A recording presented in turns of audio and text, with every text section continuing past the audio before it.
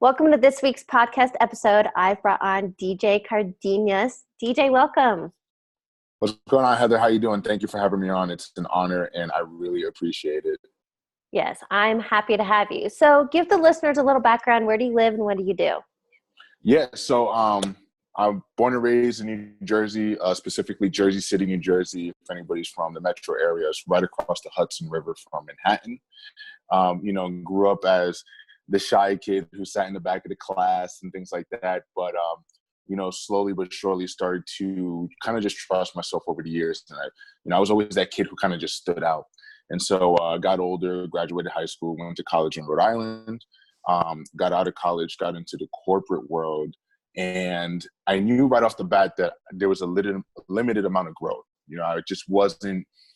I wasn't going at the rate that I wanted to go at, and I wasn't really doing anything that was fulfilling. So I did that continuously over the course of 4+ years.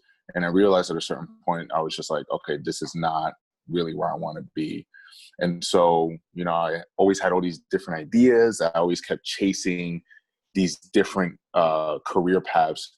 But really, when I go back to the drawing board, what it really came down to was connection. And funny enough, it was the job that I hated the most where I started to realize my gift, which was connecting with people. And in February earlier this year, I had written a book called The 5 Keys of Building Relationships. And that's what was the defining moment to me really focusing on communication, building relationships, and leadership and things of that matter, mindset and growth. So that's been my journey, but I've been talking about it. I've been studying it. I've been preaching it for 5+, probably 6+ years now at this moment. And right now it's just really honing in on that and teaching it to people, helping people and spreading that message, doing different shows or doing speaking engagements, just going out there and just helping people create impact along the way. So time out, because I don't think we can say this enough. I love this quote that life is happening for you, not to you. And you stated that it was the job you hated the most that gave you the wake-up call. Yep, exactly. And it's funny when I look back on it, but, I remember even sitting there in that moment. I remember going to work like it was a sales job. It was account management. So it wasn't like a commission-based job, but I was dealing with accounts as a business consultant.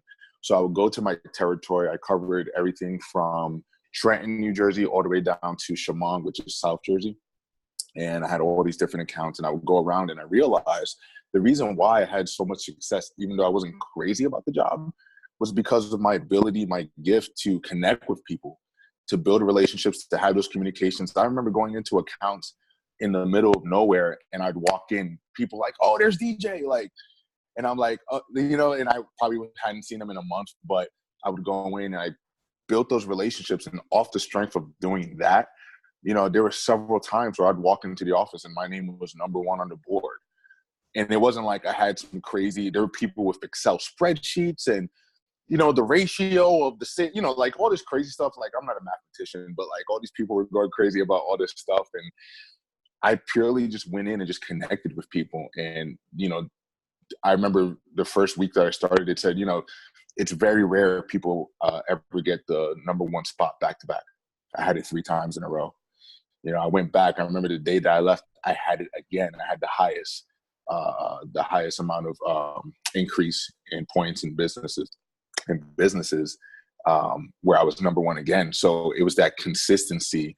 And I realized that every time I would talk about that, it was something that was always dismissed. A lot of people didn't really believe in it. And I knew there was something that was missing in that. And that was the fact that, we needed to get a closer connection with each other as humans, because that's essentially is what gets us on that path to growth.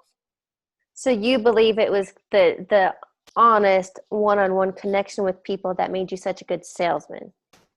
Purely. I mean, that's, like I said, I wasn't this guy who came in with the Excel. I know people who had the iPad and here's your Excel spreadsheet. And this is, as you can see here, last week you were 30% below. And, I just never did that. I would walk in, I'd see the owner of the business. I would talk to them, catch up to them. Hey, how's your son? He had that soccer game last week, right? How did everything go? Mm. And literally just off of that, I can't tell you how many times we had so many accounts that sold our product. How many times I had people that were like, you know, I don't think this is really for me. I'm like, hold on, let me stop by. I'll go in and I'll catch up with them. And by the time I leave, they're like, thank you, DJ. It was like the whole issue that they had in mind never even really existed. And it wasn't because I went in there with spreadsheets. It wasn't because I was talking about, well, how do we help grow your business? It was purely the fact that I connected with them on a level where we were able to resonate with each other as human beings. And it was a real, genuine connection. It was a connection where they can say, hey, you know what? I can call DJ if I need something. There were people that literally called me just to say what's up. Like, you know, it wasn't even about work anymore. It was just people. And that's what it is. Question for you, especially being in a sales role. Is this where the whole visualization also came into play? Were you visualizing hitting those quotas and the goals and that, but you were obviously going about it your own way, but were you visualizing that success? For me, I was visualizing myself in a position where I was constantly improving. And so that entails a lot of different things, right? Being number one on the team, you know, getting that bonus check, having all these different little things happening to me. But, you know, it was a process that I've been implementing for years, you know, when I will go to certain jobs and I just visualized myself having an extremely successful execution that, you know, I would get there and I would realize like, oh, wait, this happened exactly to the T. This is the same way I visualized it. And so I had got myself into this mode of, you know, basically just stating whatever it is that I wanted to achieve and then going out there, just living my life, doing it. And it wasn't until afterwards where I'm like, oh, wow, wait, like this is exactly how I visualized it. So that same process I carried over into that role. And I started to see myself, again, having those quotas hit. I would have the checks. I would have, you know, the number one spot. Even though I wasn't happy with that job, I was still in the position where I was creating that success as well. So, and that's something you shared with me previously is all about the power of visualization, and you lived as though it was already real. So Right. can you give some examples how you have done that and how listeners can do that? 1000%. You know, there's a lot of different ways that I like to go about it. You know, what I'll do is I always like to use stories. So I remember one year I was working with a good friend of mine. We do this big event every single year. And I remember saying to myself, I don't know why, but for saying to myself, you know what, I'm going to make double the amount. This event is going to be the craziest event. We're going to have the best execution. We're going to have all these crazy moments. And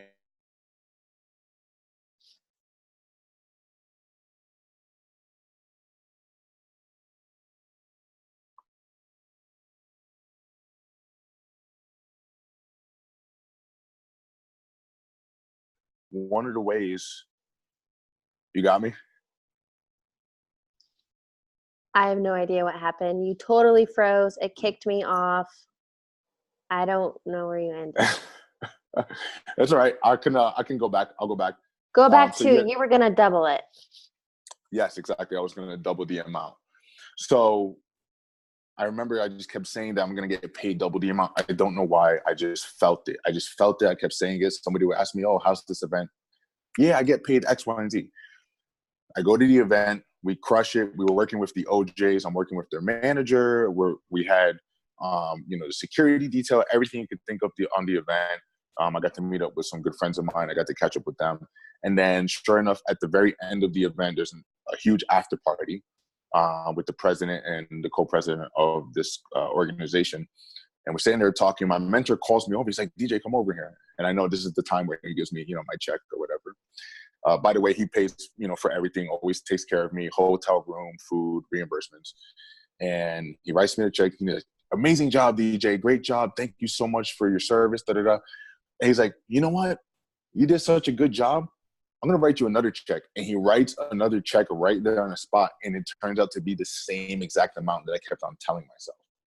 So, you know, again, a small example, but it just goes to show you what the power of visualization does. And so my way of going about that, there's a couple of different things you can do. One, I like to, I guess I call it meditation. You know, a lot of people call it a bunch of different things, but, you know, just putting on some type of soft music in the background, maybe your favorite record, maybe some type of meditation music. There's a ton of different things on YouTube. Put it on and just visualize yourself doing whatever it is that you're trying to achieve, whether it's your job, your business, your career, a relationship, and not just your relationship with your loved ones, but, you know, family members, friends, coworkers, and visualize yourself in that position, whatever it is that you're trying to get to. To go with that, talk as if it was true. Speak to it as if it was actually happening. And the more that we do that, the more you're going to start to see these things take place over time. And so as you start to combine that, you're going to be like, wow, you're going to feel it. You're going to believe it. And the more you start to believe, the more it starts to actually happen. And so as you go along that, those actions will start to parlay into those visualizations becoming a reality. So that's how I went about it. And you know, I've had several moments like that. I mean, stories for days where, you know, I've had these moments, these crazy moments that I can't believe it happened, but it was all because I spoke as if it was true. I wrote it down, which is super important. Constantly write it down, read it every single day, and speak as if it was true. That's what's going to get you to that next step to becoming the next version of yourself. Okay, I want to touch on a few things that I think are very important for this. And really, we're talking about manifesting desires, whatever it may be. And so I remember it was in The Secret, but it is scientific research. It is proven that athletes that rehearse things in their mind, and I did this while training for my marathon, literally several of my long races, weeks and months in advance of the actual race, I imagined myself crossing the finish line, and I just kept doing that. But also, what I want to state on what you said is a lot of people speak of it not already having it. So I will accomplish whatever, or I will. No, that's not right. You need to talk as though I have, I am, So, because I think there's a fine line of people that, well, I'm doing the work. I'm doing the. No, you're like close, but you're not. Exactly. It's kind of like if you've ever seen a time lapse of a plant growing, and you see a plant trying to budge through the surface, right? And if it doesn't have the right nutrients, right, it's going to keep budging, and it just goes back down, right? It's almost there, but it goes back down. And so what we need to do is we need to apply, just like that plant, apply to the same nutrients, right? We need the right amount of sunlight. We need the right amount of water. And so just like you said, we need to speak as if it was actually happening now. Not I will, not, oh, I'm gonna. No, I am. I think we spoke about this previous. Oh, go ahead. My favorite, one day. Exactly. One day. Someday. There's somebody who was talking about this recently. There's a lot of people who always talk about their favorite day of the week. It's always someday. Not Sunday, someday. Someday is never going to happen.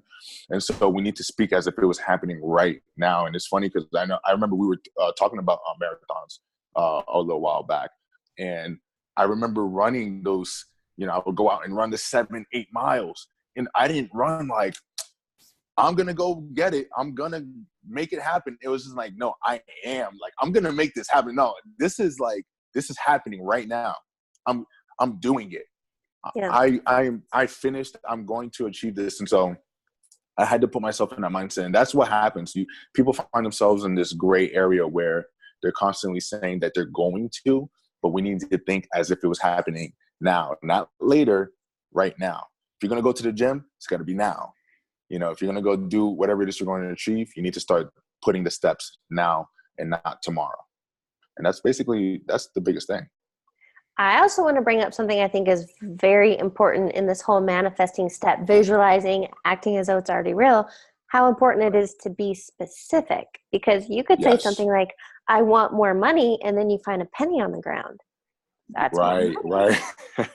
Or exactly. I really like a new car. What about? So who was I talking to? I was talking to a friend recently, and he gave me an example of how he manifested like his exact car he wanted. Cause he was like, oh, it'd be nice. He's like, I can smell the new leather. And he talked about the color of the truck and the inside and driving it. And so can you give an example of whether it was something recent or maybe the most favorite thing you've manifested. Right. Walk us through the process. Sure. So one of my, there's been a ton, but there was a comedian that I always wanted to work with, right? And I remember starting off when I first met my mentor, I got to work with a couple of people to kick off these events. I worked with the Impractical Jokers, I worked with Cat Williams and all this stuff. And there was a comedian who I wanted to work with. His name is John Panette, right? And John Panette is in stand-up comedy a veteran. He's been around for years, and I'll never forget saying to myself, like, one day I'm going to work with John Panette.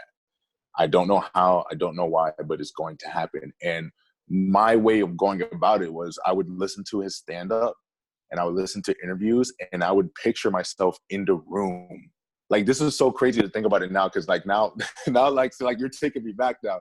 I remember being in college, like sitting in my dorm, like thinking of myself sitting in a room interviewing John Panette, talking with John Panette. I remember, talking to my mentor just out of the blue. Sure enough, he actually gets booked for our summer series. So I'm like, okay, this is actually happening. And I just kept that same state of mind. We're going to meet, we're going to work together. Unfortunately, his health was failing. He had a couple things that came up. So that show ended up getting postponed. But I kept with the same mentality. I knew that one day I was going to meet this guy because I love stand-up comedy. When it comes to like public speaking, I've always learned a lot from it. And I've taken a lot from stand-up comedy, just watching some of my favorites over the years. And so him being one of my favorites, I just knew it was going to happen. I would visualize myself talking with him, working with him. I got to work with Lily Tomlin. We were talking about John and his comedy and some of his skits. And so all of that leading up to the postponed date, which was December 8th, 2013, John gets there super angry because somebody was late picking him up from the hotel. And I would always work with these performers. So my boss, Joe, goes, hey, if you don't mind, go help John, make sure he gets everything that he needs. And he goes back and forth to the bathroom, right? And I would just hold the door open for him. He goes back and forth to the bathroom. And he stops in front of me. And he goes, hey, kid, what are you doing here? And I'm like, well, I'm an intern. I'm working with Joe. He's my mentor, da-da-da. And he's like, okay, that's great. That's great. He's like, I just want to let you know, everybody here is not really doing a great job, but you're actually doing you're doing amazing work here. Like, you've been very attentive. You've been helping me so much, this, that, and the third. And I'm sitting here like, this is crazy. Like, this is the guy that I've like pictured myself talking to, watching his videos, which I think visualization, when you get a chance to watch something, is super, super key to getting to that next level. If you have a car that you're trying to get, see if you can find a car, go sit in it, go touch it. Even if you can't like actually sit in a vehicle, maybe pull up to a lot, go stand in front of it, take a picture of it and put it on your phone. And so this was a guy that I wanted to work with. And here I am talking to him. He's telling me I'm doing a great job. And he stops and he goes, DJ, I don't say this often, but I think that you're going to do a lot of great things in this life. You're going to create a lot of impact in this world. And that was such a crazy moment. We do the show. He does an amazing job. And I send him on his way. He actually tips me $40, which here I am, broke college student. And I'm like, no, I don't want it. And he's like, no. He's like, kid, take the money. I take the money. I'm like, all right. And 3 months later, he passed away. Right after that, my mentor, Joe Rocco, actually offers me a job to work with him on all these different shows. And we didn't get to work it to the extent that we wanted to, but I got to freelance with him and travel back and forth. And, like I mentioned previously, we do this event every year in New York. So that was one of the ways that I was able to implement that. Just, again, watching the videos, picturing myself in the room, talking with him. Right now I have a car that I wanted for a while, and I pictured myself in the car. I test drove the car. Now I get the next car that I'm going to get in May, because I got to bring this one back. I've driven the car. I know the exact car that I want. I know the way it feels. I don't even need to go drive it. Like, I already know what it's like. It's actually the background on my phone. Like, I'm getting that car. Yeah. May of 2020, that's the same car. So that was how I went about it. And that was one of the ways that I was able to actually turn that vision into reality and actually come out with an amazing experience from it as well. Okay, so if we had to break this down to a process or a few steps, Right. can you lay it out? Yeah, of course. In terms of Okay, let's turning that say, vision to reality. correct. So whether it's an object, it's something you want to achieve, running a race, more money, a relationship, health, whatever it Yep. is, whatever the thing is, create the roadmap. Exactly. So first thing and the most important thing, write it down. Write it down. It is so important. And this is actually something that I've been implementing more and more. I mean, sometimes, we all kind of fall off track, but every single day that I wake up, I have a list of 15 different things. And I'm working to make it 100 actually, but 15 different things that I want to achieve within the next year. Write those things down every single day. You could write it once, read it day and night. I like to write them because I just feel like a little bit more connected that way. And once I write it, I read it. And I read it 10 times. And the reason why I read it 10 times is because I always felt that repetition creates more action and kind of gets you a little bit more comfortable with whatever it is that you're trying to achieve. It's like going to the gym and you want to get bigger biceps. You don't just do one rep and like, all right, I'm good.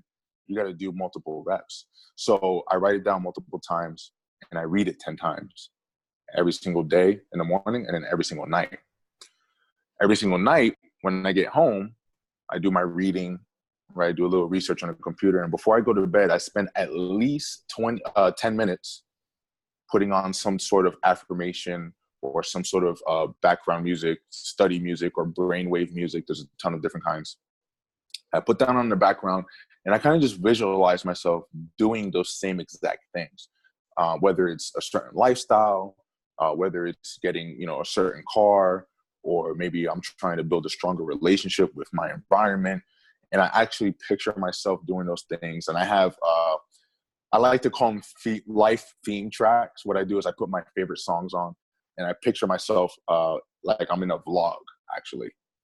And I picture myself in a vlog doing daily things, like somebody following me around with a camera, doing those same exact things that I wrote down in my journal. Okay. Once I write it down and I visualize it, then I speak as if it was true. Okay. And what I do is I don't speak with, boast, and I just go out there and like, this is what I'm doing, right? Because a lot of people do that. What I do is I speak within the community that I know that's on that same vibrational level.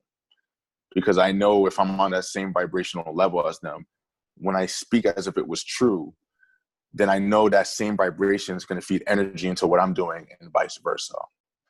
And so as I start to put out what I'm trying to achieve on that vibrational frequency, I know that I'm giving energy to it and I'm putting it out there to the universe that this is where I'm trying to go. This is what I'm trying to bring into my reality.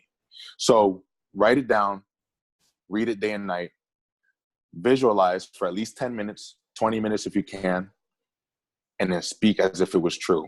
And those three things I think are major steps to go from where you are to being in progress to actually making it happen. I think those are critical points to getting to where you want to be. Yeah. So what you're doing, I mean, this really is a process for you. And I've manifested crazy things too. But yeah. By doing all this, you're literally ingraining it. And it's like, if we're the director of our movie, you are just creating your own movie and how it's going to play out and what it's going to look like. And so powerful. Yeah. It really is. And it's one of my favorite quotes. Actually, it was in the documentary in The Secret. And they were talking about an artist who wanted a relationship with, different women. And then he wanted to like settle down. And he actually painted what it was that he was trying to do. Right. And he talked about it with the therapist and he visualized it. And so it's right there it's in the writing. It's in the visuals that these are the steps that we need to take in order to make it happen. And I've noticed several times in my life, whether it was a trip that I wanted to take or people that I wanted to meet, relationships that I wanted to build, that as I started to implement these steps, that they start to actually happen over time. And you might not even notice it while you're doing it, but when you look back, you're like, wow, like that actually happened because I took those steps. And so the more we do it, the more it becomes really just second nature. You know, you just do it as it's just a habit. You know, I throw on, even when I'm in my car, I'll throw on a certain song. It might remind me of something that I was visualizing previously. And so you're just constantly living in that state of visualizing yourself in the next version of where you're trying to go. And it's just an extremely powerful method. I found for me, writing it down and visualizing it has been one of the key factors to getting to where I want to go. I want to go back to that example you gave from The Secret, because I'm picturing the scene, and you're right. It was an artist, but I remember him sitting there in the chair saying how he just wants to go on dates. Women want to, and he apparently had paintings of multiple women all around him. And then, so it was a process for him. So he had painting of multiple women. And then he got to the point, I just want one woman. I want like that one I could marry and whatever.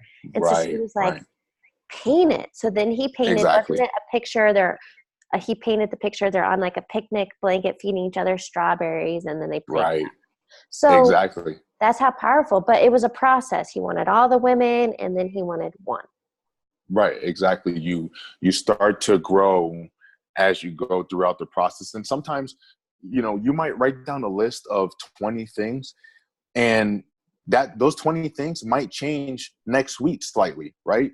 As you start to go along. It's the same thing with reading. I think we probably talked about this previously. I have a little library behind it. You might be able to see the little bookcase back there. But I have a ton of books, and there's books that I purchased, let's say 6-7 years ago. I read them now and I gain a totally different understanding, because what I read when I was 21 isn't going to be the same when I read the book at 24 or 25, 26. You know, you just start to go through these different experiences. And what's beautiful about that is that you start to refine, right? It's like a big funnel. Like, just imagine a big funnel over my head and just putting all this information in here. And as you start to grow, you start picking out little things along the way that start to make sense, and you start growing. You're like, okay, this is all right. That makes a little bit more sense now. This makes a little bit more sense now. So same thing with our list, right? As we start to write down what it is that we're trying to achieve, you know, you might say, okay, I want, you know, a black car, whatever.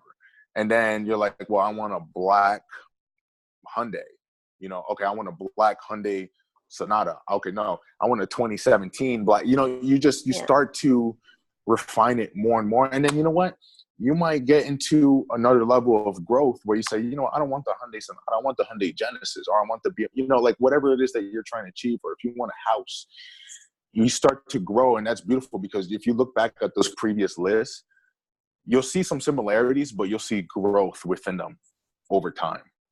And that's the beautiful part about the process. It's that as you start to grow along, that list is continuous, really, because we go through those different stages and we're always trying to achieve the next thing for the next stage of our life. Question.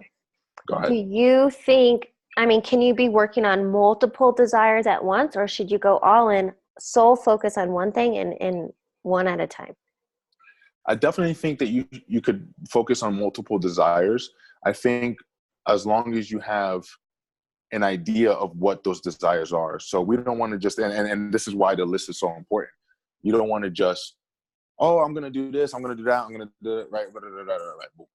But when you have that list, you know, you can have 100 things on there, but it's a list of 100 things that this is what I'm going to focus on for the next year, 2 years, 3 years, whatever your plan is. Yeah. So I do believe that you can focus on multiple different things, because sometimes a lot of those things will happen along the way. For me, I know one of my most important things that I did from the beginning of this year on my list was building a community of people that would support, that are like-minded, and I can have conversations like this about, right? And, you know, I started to meet more people. I started to join different groups. I had different friends that, you know, we just had a disconnect. You know, I still love them. They're still great friends of mine, but there was a disconnect. And so as I started to move along the process, boom, one thing turns into another. I go to a local event. I go to Summit of Greatness. I mean, just off of Summit of Greatness alone, let's say I met 70 people. There's roughly 2,000, little over 2,000 people there. I'm still connecting with people every single day, whether I met them there or not. And so that was my vision coming into reality. And now it's like, it's totally different. I look at my inbox on Instagram or an email or wherever, my text messages, it's a whole inbox flooded with different messages of support, of positivity, of people asking for help. It's just exactly what I was looking for, but because I had written that down on my list. One of my other things was getting back into the gym. I went back and I ran that marathon. I competed in jiu-jitsu competitions, already within this past year. So you can focus on a variety of things, but creating the list helps you focus on exactly what it is that you're trying to do. And then you can zero in on those 10, 20, 30 things. And, as you start to build the list out, you can go back and you can cross each item off the list as you go along. And you'll start to notice, let's say if you have 300 things, you might not get all 300, but you'll start to see you might finish 10% of that list, 20% on the list. That's a lot more than where you were when you first started. I'll take 10, 20% over anything that's, where I'm at right now, because that's 10, 20% of growth. For sure. And that's the key factor, Okay. So then question for you. What is one key takeaway you want listeners to get from this conversation? The biggest take. Can I give you two? Oh, fine. All right. So the key takeaway is just start. Just start. Don't wait for somebody to tell you, oh, you have to do something a certain way. This is how you should do it. Don't wait for somebody to give you input. There's nothing wrong with gaining different ideas and different perspectives. I think that's super important. But if you have that gut feeling, if you have that feeling in your heart that you got to do it, then just do it. That's so important, because there's so many times, even with our family members, I love them. But a lot of times, like, there's certain things in our life that we do that's going to be different from theirs. They tell us out of their love and their respect for us as well, but and our friends and things like that. But you have to just start. And the second thing that, shout out to Heather, she's letting me do it. The second thing that I would have to say is dare to be different. Being different, I think, is one of the biggest keys, not only to achieving that next best version of yourself, but that really, the true authenticity. I had talked about when I was growing up in Jersey City, I was that kid who sat in the back of the class. I remember growing up, Jersey City is a very urban area. Here I am, little kid, fat kid sitting in the back, minority, both of my parents from different countries.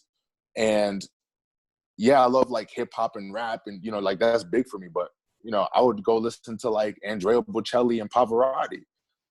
I love classic rock. I love Led Zeppelin and The Who and all these different bands. And it wasn't easy because I was looked at as weird and different, but I knew deep down within that was my truest self, right? Like, I love street art, now I collect art, and all these different things. I was daring to be myself. I was daring to be different. And that is what made me feel most comfortable, and why I feel that a lot of people kind of go astray, because a lot of times we leave from the same station. It's just like train tracks, right? You have two trains, one's going to California, one's going to Vermont. Essentially, both of those trains have to be on separate tracks to get to their final destination. If I'm going to California, I'm trying to be on a track that's going to Vermont, I'm never going to get there. I don't care if everybody says, oh, Vermont is cooler, Vermont is the way to go. If my heart feels like I got to go to California, I got to go to California. And that's the track that I got to be on. And when I'm on that track, I got to find people that are on similar tracks, right? The same vibrational frequencies. They're going to help me get there as well. And so those are my two key takeaways that I would say are major if you want to grow and if you want to turn your visions into reality. Amazing. Agreed. I would like to wrap up this interview, and I have a few rapid fire questions for you. The first one being, what is a quote or motto that you live by? Ooh, a quote or a motto that I would live by is, if you want to do amazing things, you have to take extraordinary measures. I'm quoting from Gary Keller's book called The One Thing, and that was actually the first quote that I opened up to when I opened the book. I just randomly opened a book, and to me, that quote resonates with me so much. Because again, on the topic of being different and stepping out and not being afraid, I always believe that, if you're going to do amazing things, you have to be willing to take that next step, take that, extraordinary measure in order to make it happen. And so that is, for me, a quote that I live by every day. Amazing. Okay, so second question, what is a book you're currently reading or highly recommend? Ooh, I love this. So I'm actually, right now I'm reading two books. I'm finishing up Inner Size by John Assaraf, who's also in The Secret, very well known for his work there. And I actually have this book. I just bought this yesterday, and I just posted it on Instagram. It's Harvard Business Review. It's called Coaching Employees. Anybody that follows me, I'm always talking about leadership and building your team and your environment. So I'm finishing Inner Size, and I'm reading the Harvard Business Review at the moment as well. Great. They're total different ends of the spectrum, but I love that. They are. Final question for you. What advice would you give your younger self? Be patient. I think when I was a kid, I was always constantly trying to figure out, okay, what's, how can I get to that next step? How can I be, oh, so-and-so's going here. And I just became distracted with what everybody else was doing. And I was so afraid that I was going to get left behind. I was so afraid that I wasn't going to be accepted. I was afraid that I wasn't going to be invited to different things. And, if I could go back and talk to my younger self, I would just be patient and don't worry, because it's all going to come together. You will build that community. You will build those relationships along the way. You will find a place and a group of people that you can call family, where you can truly be yourself. And that would probably be the most important thing I would tell my younger self. I love that. And that's one I'm still working on. I'm there with you. We're constantly working, but that's the part of growth, Yeah. DJ, thank you so much for joining me and sharing your insight. Thank you, Heather. I really appreciate it. It's an honor. Again, thank you so much. And I'll talk to you soon.